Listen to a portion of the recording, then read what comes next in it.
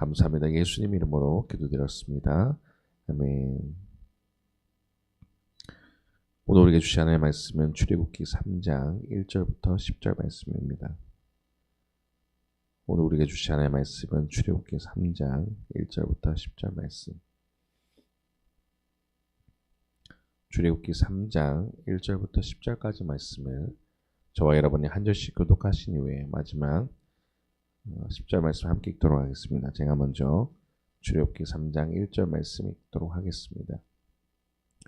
모세가 그의 장인 미디안 제사장 이드로 양떼를 치더니 그 떼를 광야 서쪽으로 인도하여 하나님의 산 호렙에 이르매 여호와의 사자가 떨기나무 가운데로부터 나오는 불꽃 안에서 그에게 나타나시니라. 그가 보니 떨기나무에 불이 붙었으나 그 떨기나무가 사라지지 아니하는지라. 이에 모세가 이르되 내가 돌이켜 가서 이 큰 광경을 보리라. 떨기나무가 어찌하여 타지 아니하는고 하니 그때 여호와께서 그가 보려고 돌이켜 오는 것을 보신지라. 하나님이 떨기나무 가운데서 그를 불러 이르시되 모세야 모세야 하시매 그가 이르되 내가 여기 있나이다. 하나님이 이르시되 이리로 가까이 오지 말라. 내가 선 곳은 거룩한 땅이니 내 발에서 신을 벗으라. 또 이르시되 나는 내 조상의 하나님이니 아브라함의 하나님 이삭의 하나님 야곱의 하나님이라. 모세가 하나님 배웠기를 두려워하여 얼굴을 가리매 여호와께서 이르시되 내가 애굽에 있는 내 백성의 고통을 분명히 보고 그들이 그들의 감독자로 말미암아 부르짖음을 듣고 그 근심을 알고 내가 내려가서 그들을 애굽인의 손에서 건져내고 그들을 그 땅에서 인도하여 아름답고 광대한 땅 젖과 꿀이 흐르는 땅 곧 가나안 족속 헷 족속 아모리 족속 브리스 족속 히위 족속 여부스 족속의 지방에 데려가려 하노라. 이제 가라. 이스라엘 자손의 부르짖음이 내게 달하고 애굽 사람이 그들을 괴롭히는 학대도 내가 보았으니 이제 내가 너를 바로에게 보내어 너에게 내 백성 이스라엘 자손을 애굽에서 인도하여 내게 하리라. 아멘. 오늘 말씀 제목은 황무지 같은 인생에서 소명의 자리로 부르시는 하나님. 황무지 같은 인생에서 소명의 자리로 부르신 하나님이라는 제목으로 우리 주님 말씀 나누도록 하겠습니다. 2월의 마지막 금요일입니다. 2월의 마지막 금요일이고 또 2월의 마지막 새벽기도 날인데 또 오늘 또 새벽에 나오신 여러분을 진심으로 환영하고 축복하고 또한 오늘 말씀을 통해서 우리에게 또 일하실 하나님을 기대합니다. 이제 모세가 드디어 이제 출애굽기 시작하면서 1장, 2장은 이제 아직까지 모세가 하나님 직접적으로 만난 것이 아니라면 오늘 비로소 모세가 하나님을 경험하는 만나는 귀한 시간입니다. 황무지 같은 인생에서 소명의 자리. 요새 많은 이슈를 만나게 됩니다. 특히나 또 교회 차원으로도 많이 안 좋은 소식도 많이 보게 됩니다. 훌륭하던 목사님들이 다 말년이 됐을 때 왜 이럴까 안타까운 소식도 많습니다. 근데 왜 그럴까 보면은 소명에 대한 것이 있을까? 또한 우리가 진짜 하나님을 온전히 거룩하게 여길까? 그걸 봤을 때 이건 단순하게 비단 목회자뿐만이 아니라 또 하나님께서 우리를 부르시고 인도하시고 소명의 자리를 부르시는데 그것이 없으면 우리가 진짜 하나님을 온전히 만나지 않으면 우리도 넘어질 수 있구나라는 것을 많이 보게 됩니다. 저 또한 마찬가지로 사실 그걸 늘 묵상하게 되는 것 같고 모세가 드디어 하나님을 만나게 되는 겁니다. 만나게 돼서 소명을 부르시게 될 때 많은 분들이 그래요. 그냥 하나님을 그냥 신앙생활을 하는 걸로 만족합니다. 그냥 종교생활하는 걸로 만족하는데 하나님은 우리를 애초에 태초부터 만드실 때 이 창세 전부터 우리를 계획하시고 만드실 때 뭐냐면 우리가 그냥 이 땅에서 잘 먹고 잘 살다가 끝나는 그냥 구원받고 그냥 이 땅에서 그냥 누리다가 천국 가는 것이 아니라 이 땅에서 우리가 주신 사명이 있다는 거죠. 그것을 잘 감당하는 역할을 해야 되는데 그것이 아니고 그냥 교회 잘 다니니까 헌금 생활 잘 하니까 그냥 예배 빠지지 않으니까 그냥 끝난 것으로 압니다. 근데 오늘 말씀들을 통해서 볼 때 하나님께서 이런 분이구나. 우리에게 소명을 주시고 또 사명을 주시고 그것을 감당하게 하시는구나. 그것이 바로 서 있어야 온전한 신앙생활도 할 수 있는 것이고 온전한 정체성을 알게 됩니다. 그래서 오늘 바라고 하는 것은 오늘 다시 한번 우리에게 신앙생활을 하면서 어떻게 나아가야 될지 또 어떤 사명을 나아가야 될지 돌아보는 저와 여러분 되기를 소망합니다. 출애굽기 3장 1절 이렇게 시작합니다. 모세가 그의 장인 미디안 제사장 이도로의 양떼를 쳤다 말합니다. 모세가 그의 장인 미디안 제사장 이도로의 양떼를 쳤다고 말해요. 그러니까 오늘 본문에는 나오지 않았지만 모세의 나이는 40세. 처음에 애굽에서 왕자로 있을 때 40세로 있다가 이제 광야로 가서 40년이라는 시간이 흘러 모세의 나이는 80세가 된 겁니다. 출애굽기 7장 7절에 보면 그렇게 내용을 말하고 있습니다. 7장 7절 같이 한번 읽어볼까요? 시작. 그들이 바로에게 말할 때에 모세는 80세였고 아론은 83세였더라. 아멘. 그러니까 40년이 더 지난 모세입니다. 처음에 모세가 애굽 왕자로 있을 때 이제 이렇게 말을 하고 있죠. 사도행전 7장 22절에서 23절에는 이렇게 말을 하고 있습니다. 같이 한번 읽어볼게요. 시작. 모세가 애굽 사람의 모든 지혜를 배워 그의 말과 하는 일들이 능하더라. 나이가 40이 되매 그 형제 이스라엘 자손을 돌볼 생각이 나더니. 아멘. 그러니까 히브리인으로 태어났습니다. 노예 어쩌면 애굽에 지금 압제를 당하고 있던 시대이기 때문에 우리로 치면 일제 치하했던 시대 때 모세는 애굽 바로의 딸의 양아들이 되어서 왕자가 되었습니다. 그래서 어떻게 하냐? 애굽 사람의 모든 지혜를 배웠고 말과 하는 일이 능했다. 다 애굽에서 40년 동안 훈련되고 변화되었다는 겁니다. 그때 이스라엘 자손 돌볼 생각이 났다라고 사도행전 7장 22절에서 23절 기록하고 있어요. 자, 성경에서 40이라는 숫자를 좀 볼 필요가 있습니다. 성경에는 각자 숫자들이 의미하는 게 있습니다. 물론 다른 숫자들도 있겠지만 거의 대부분 여기서는 비슷하게 다 해석을 합니다. 3과 7과 10은 완전 숫자랍니다. 완전하다.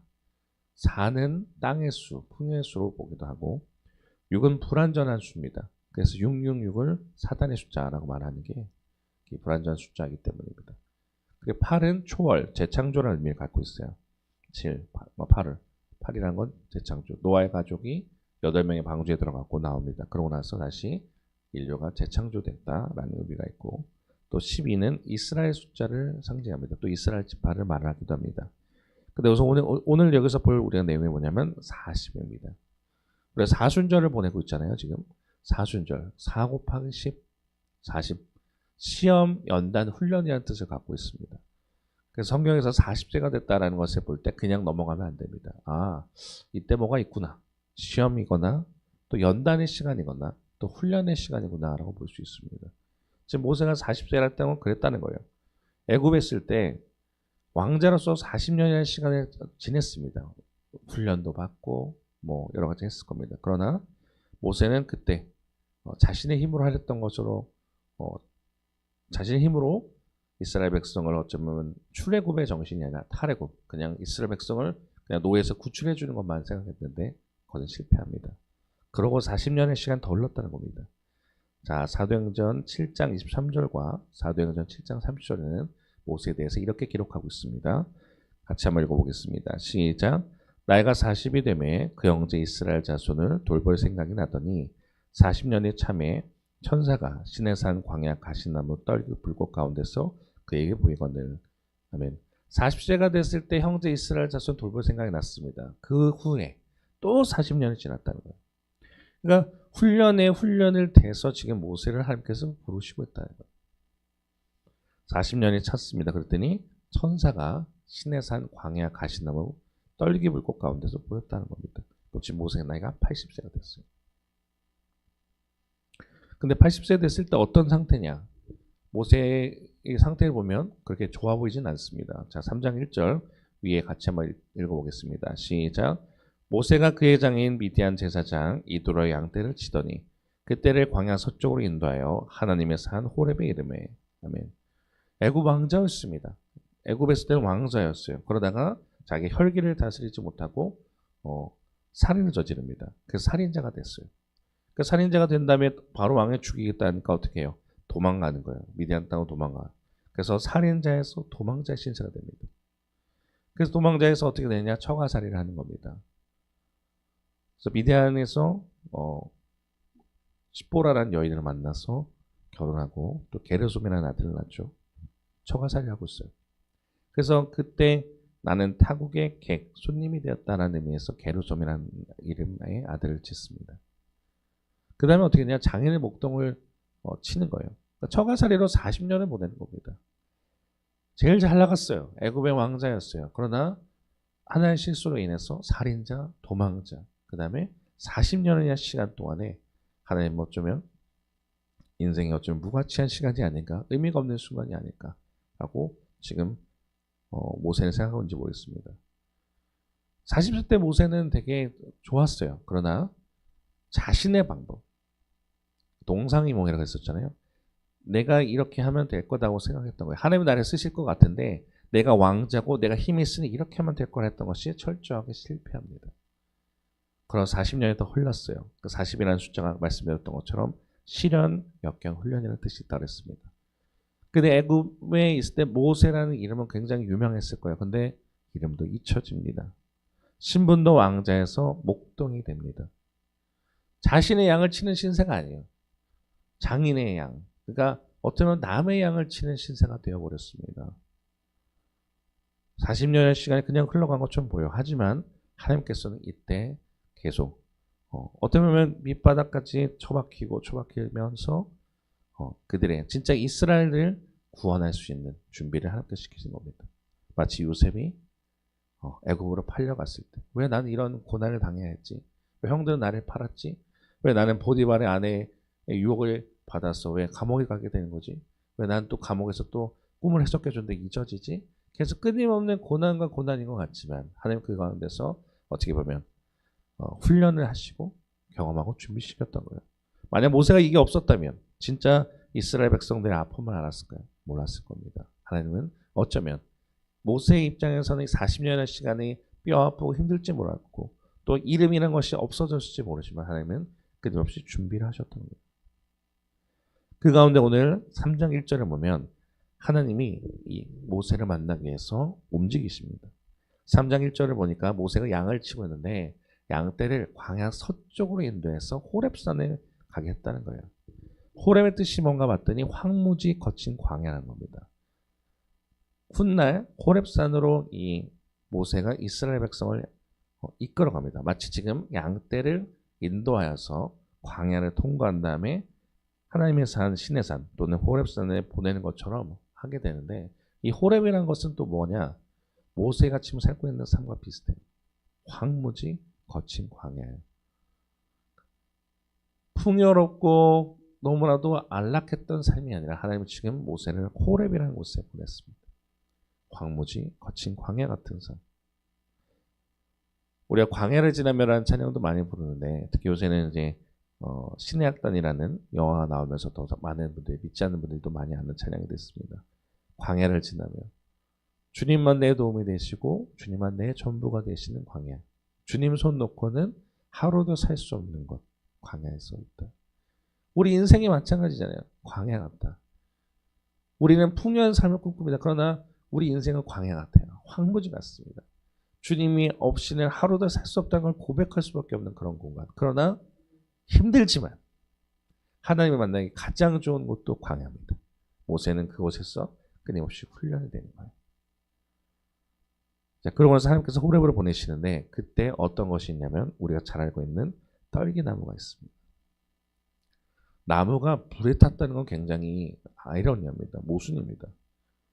최근에 또 어떤 산불이 크게 나서 어떤 분이 많은 피해를 보게 되는데 나무에 불이 붙었다는 것은 타게 마련입니다. 없어지는 거예요. 근데 모세가 신기한 것을 보게 되죠. 나무에 불이 탑니다. 근데 타지지 않는 거예요. 이게 뭐지? 그러면서 모세가 가는 겁니다.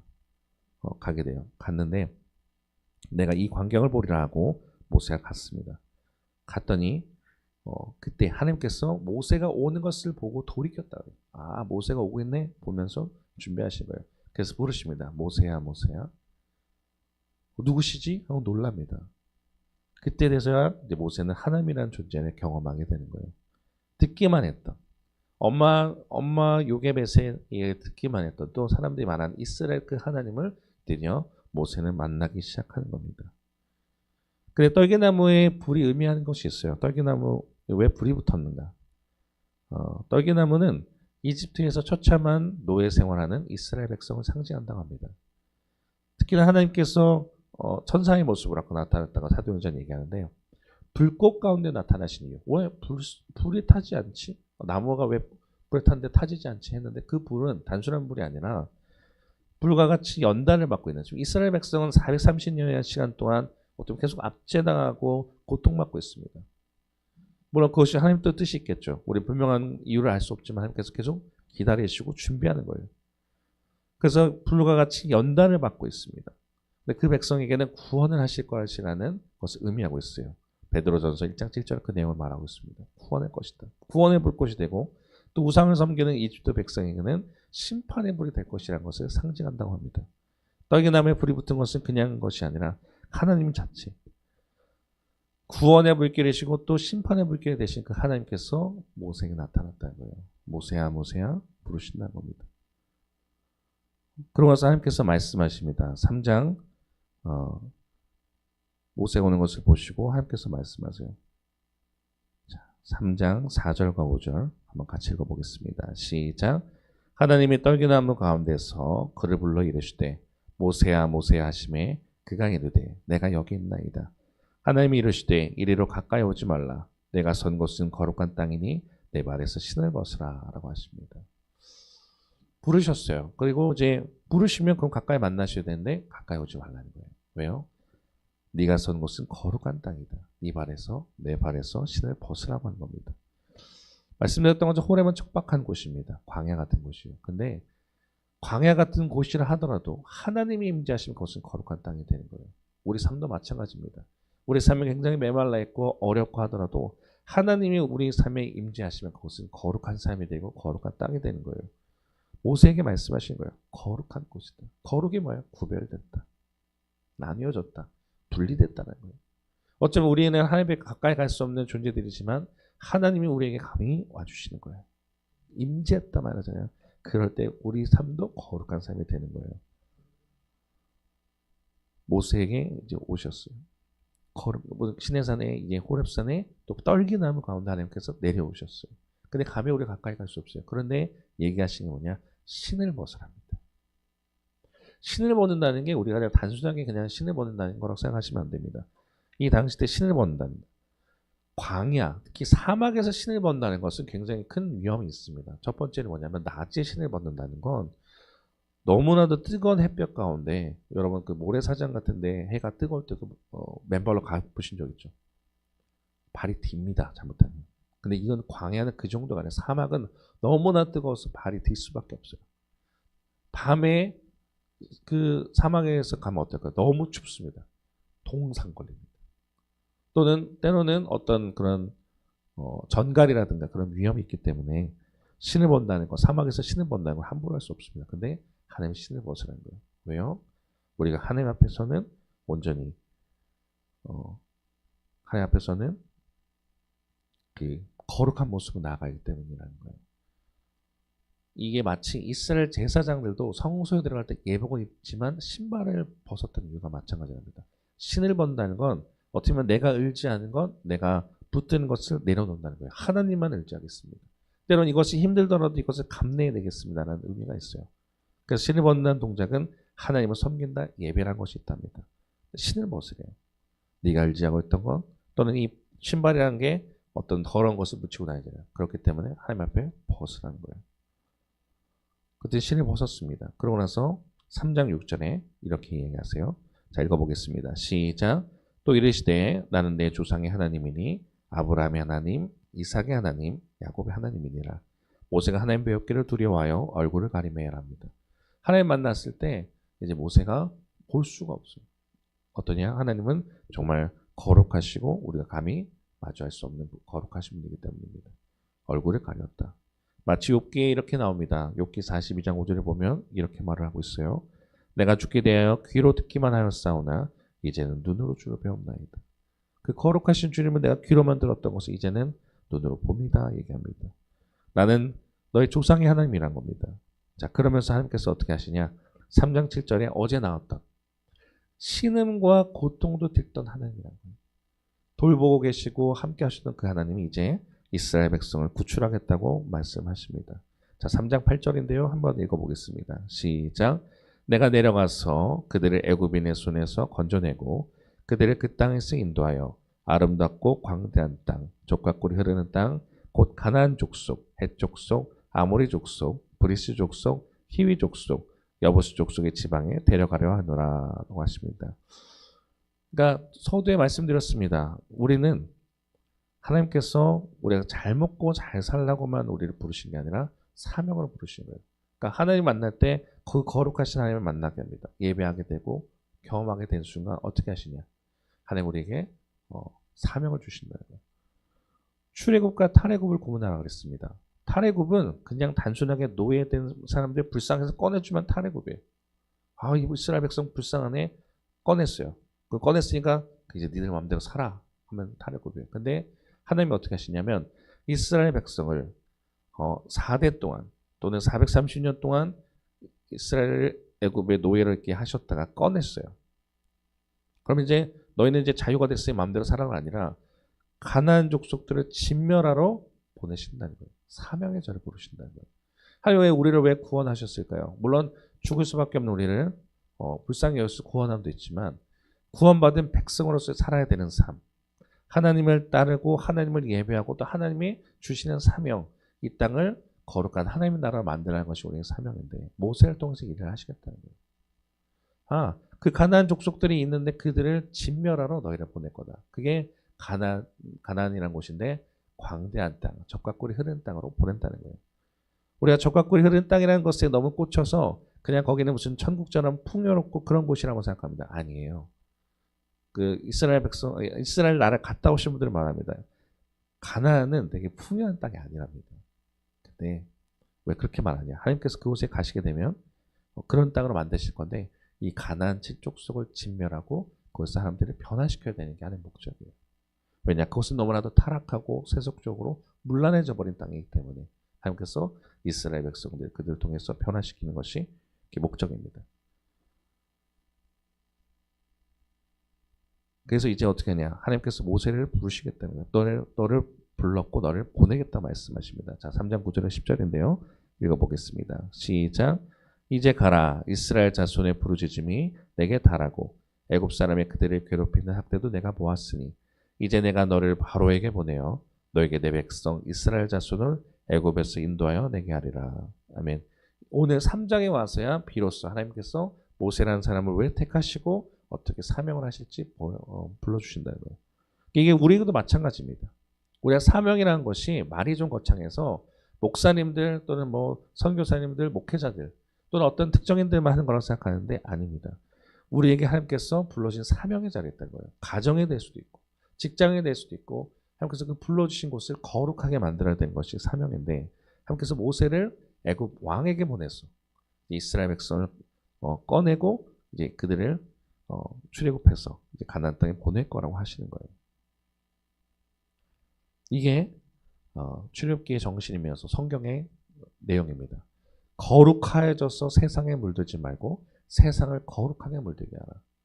하나님은 그 아담이라는 사람을 통해서 그걸 하고 싶으셨다는 거예요. 근데 실패했습니다. 그 뒤에 노아, 아브람, 다른 사람들도 있었지만 이 사람들은 밑거름이 됐고 결국 마지막에 요셉. 창세기에서는 요셉이 그것을 달성하는 실현한 인물이 됩니다. 그래서 출애굽기를 보면 요셉을 알지 못하는 왕이 나타났다라고 구분하게 되는 것처럼 요셉이 있을 때는 가는 곳마다 형통했어요. 보디발의 집이 형통하게 되고 있는 곳마다 다 형통하게 되고 애굽도 형통하게 되고 또 풍년이 왔을 때 세상을 살리는 그 역할을 하게 됩니다. 우리도 마찬가지인 거죠. 하나님께서 그러면 왜 믿는 자로 왜 부르셨을까? 물론 하나님의 백성이니까 그러신 것도 있지만 거룩해져라. 세상의 가치관에 이 세상의 풍파에 이 로마서에 보게 되면 이 세대를 본받지 말고 뜻을 올바로 알아서 하나님의 예배하라는 말하는데 그 내용은 이게 마찬가지라는 거예요. 거룩해져라. 구별돼져라. 하나님을 아는 사람 좀 구별돼서 세상에 물들지 말고 거꾸로 어떻게 하라고요? 거룩함으로 세상을 물들게 하라. 복음의 정신으로 이 땅을 하나님 나라를 만들라는 것이 우리에게 목적인데 많은 사람들이 사명대로 살지 않습니다. 그냥 난 구원받았으니까 이 땅에서 잘 먹다가 잘 살아가는 것이 그냥 목적처럼 살아갑니다. 근데 우리는 그러지 말아야 됩니다. 하나님 우리를 다시 부르고 계시고 우리를 함께 그렇게 원하신다는 거예요. 자, 그럼 오늘 어떤 기도 제목을 갖고 나아가야 되냐? 어쩌면 내 지금 삶이 어떤 분들에게는 황무지처럼 보일 수도 있어요. 그냥 흘러가는 시간처럼 보일 수도 있습니다. 난 나이가 꽤 오랫동안 먹어왔는데 하나님 뜻이 뭔지도 모르겠습니다 하고 그런 분이 있을지 모르겠어요. 근데 지금 순간에도 하나님 우리를 사용하시기 위해서 훈련하고 계시고 있다는 거예요. 그리고 또 하나님 앞에서 우리가 신을 벗는 자세, 순종의 자세 있어야 됩니다. 뜨거울 때 신발을 번다는 것, 차가울 때 신발을 번다는 것도 너무나도 큰 결단입니다. 근데 하나님 우리를 부르신다는 거예요. 그 속에 내려놓음과 순종이 있을까. 또 마지막으로 내가 서는 자리, 가정, 직장 있는 곳, 교회 모든 곳이 하나님 소명에 응답할 준비가 되어 있는 자리일까. 하나님 우리를 부르셨습니다. 그리고 우리를 사용하시기 원한다는 겁니다. 우리가 잘 부르는 찬양처럼 하나님의 은사와 부르시면 후회하심이 없다고 합니다. 하나님 우리를 부르시고 사용하실 텐데 하나님 내가 여기 있습니다라고 고백하시면서 나가는 저와 여러분 될 줄 믿습니다. 가정을 변화시키는 사람이 되셔야 되고 또 교회를 위해서 정말 눈물로 씨를 뿌리면서 기도하신 여러분이 되어야 되고 정말 나라 민족이 정말 하나님 안에서 변화되는 것을 기도하는 또 사명의 자리를 감당해야 될 줄 믿습니다. 그 시작이 오늘 되길 소망하고 매일매일의 삶 속에 어쩌면 황무지 같은 인생이 우리를 소명의 자리로 부르시는 그 하나님께 감사하면서 또 하나님 나를 어떻게 사용하실지를 기대하면서 오늘 하루도 승리하고 나가시는 또 준비되고 나가시는 저와 여러분 되기를 주님의 이름으로 축원합니다. 기도하겠습니다. 하나님 감사합니다. 어쩌면 우리 인생이 황무지 같은 시간을 보내면서 답답하고 눈물 짓고 어려운 시간 속에 보내고 있는 자들도 많습니다. 하나님 그러나 그런 자들을 두지 않으시고 돌보고 계시고 기억하고 계시고 또 이끌어 가신다 하셨던 것처럼 우리 삶을 그렇게 이끌어 가심을 믿습니다. 그런 성도들이 우리에게 위로하여 주시고 모세를 호렙산에서 만나셨던 것처럼 오늘 우리에게도 각자의 삶의 자리에서 떨기나물 불꽃으로 임재하셔서 우리를 만나주시는 귀한 시간 되게 인도하시옵소서. 버려졌던 나그네 시간이 아니라 하나님께서 빚어가는 과정임을 우리가 깨닫게 인도하여 주시고 내 열심의 신발을 벗고 주님의 새 생명과 새 사명을 붙드는 저희들 되게 인도하시옵소서. 직장을 변화시키고 가정을 변화시키며 나라 민족과 교회를 위해서 끌어안고 기도하는 저희가 되게 인도하시옵시고 사명이란 것이 거창한 것이 아니라 내게 주어진 곳에서 거룩함으로 사명을 잘 감당하는 거룩함으로 세상에 물들지 않고 거룩함으로 세상을 변화시키는 저희들 될 수 있도록 우리를 하나님 사용하여 주시고 그 시작이 오늘 될 수 있도록 하나님 역사해 주옵소서. 감사합니다. 예수님 이름으로 기도드렸습니다.